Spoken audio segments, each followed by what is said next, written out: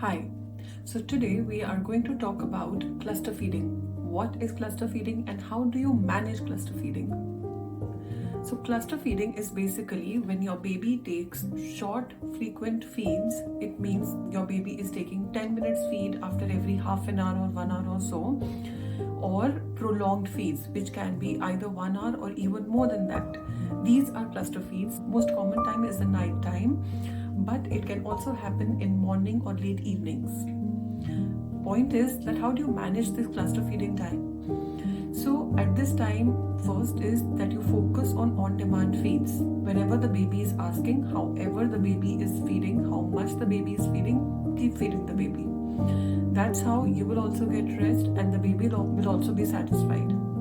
But many a times it becomes a little more difficult for the mother to stay awake for a very long duration. So during this time, you can also feed the baby with expressed breast milk. Now, you don't have to express milk at night especially.